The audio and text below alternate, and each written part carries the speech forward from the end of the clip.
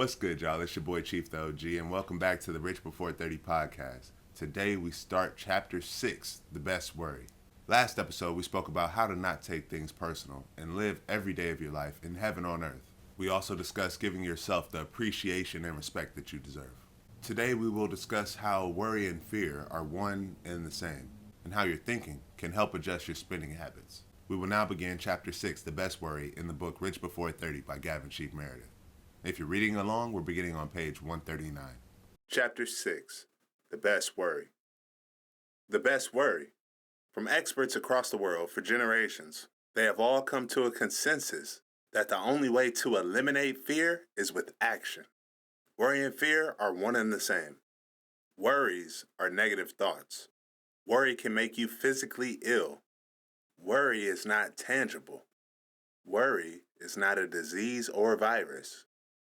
Worry is a way of thinking. When you worry, you're fearsome of what may come or what may happen next. The issue is, this is a fear of possibilities, and it only considers all the negative possibilities. When you worry, you completely dismiss all ideas of positive outcomes. The only way to overcome this worry, or these fears, is to attack them head on.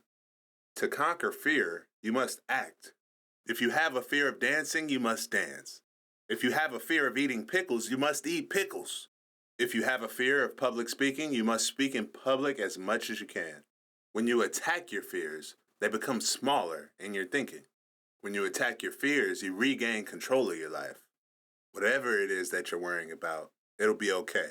The universe is abundant with everything you need. Attack your fear of not doing and do. Attack the fear of thinking that you'll have to work too hard to get rich, or that you are simply not capable. Shake the excuses and fear. Attack your worries head on and get rich. The best worry. Justice is a concept. Muscle is the reality. Conceptually, everyone should be successful and everyone should be rich. The reality is, it takes muscle. It takes putting forth action and the work that it will take to actually get rich. A lot of times people see a millionaire and think, wow, if they just shared a little bit of money, everybody would be a lot more wealthy. The thing is, the same people who make this statement haven't put in the work themselves to actually get rich and be in the position to give away all this money they've earned, as they think someone should who was wealthy. Throughout the average person's life, they will try many different things and take many different paths and attempt to find what truly makes them happy. Most people aren't just born knowing their passion. We are all conditioned as children to learn right from wrong and good from bad. What we don't realize is that we're also conditioned to behave and try to fit into society as our parents do, usually subconsciously. If you take a look at your parents' relationship with money, you may see that you have a very similar relationship with money.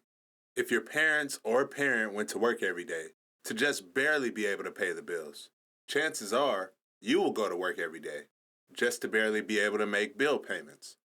I'll use myself as an example. Growing up, I remember days having to eat $1 cup of noodles with chopped up hot dogs in it for dinner.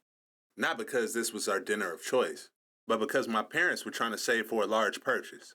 In time, I noticed that my dad would use the phrase, I have to see if I want to be able to afford that. This stuck with me.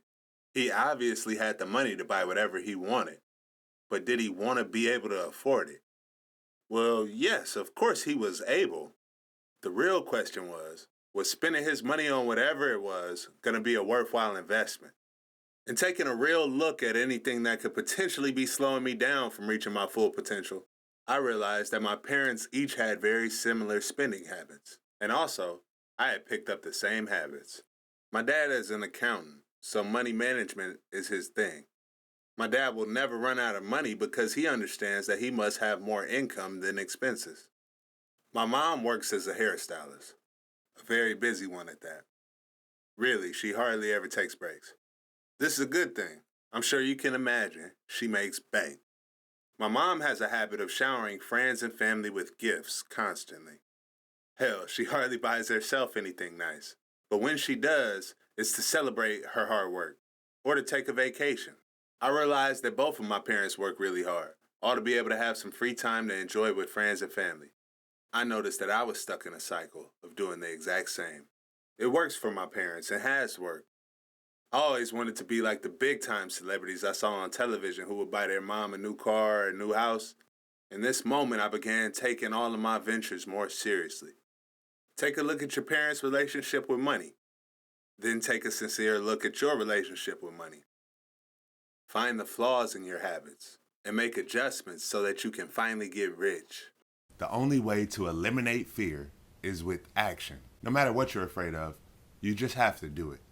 To be honest, I was nervous or afraid of starting this podcast in the first place, and now I'm damn near episode 30. Sometimes we overthink things. A lot of times we overthink things.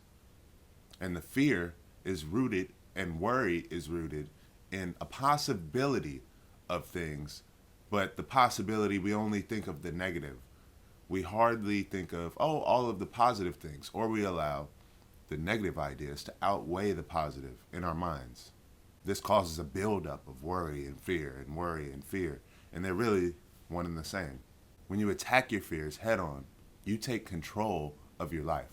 Tackling fear by fear, worry by worry, you regain control of your life instead of letting your life be controlled by your fears and worries. My dad told me this quote: "Justice is a concept.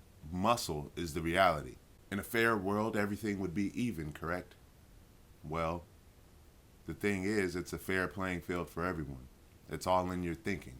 Of course, there are societal bridges that must be crossed, and even some societal roadblocks that have been set up for many of us. But your power to create and your power to think allows you to be able to think your way out of any situation. See the positive in everything. Don't allow your fear to hold you back any longer. Conceptually, we should all be wealthy, but the reality is that it takes muscle.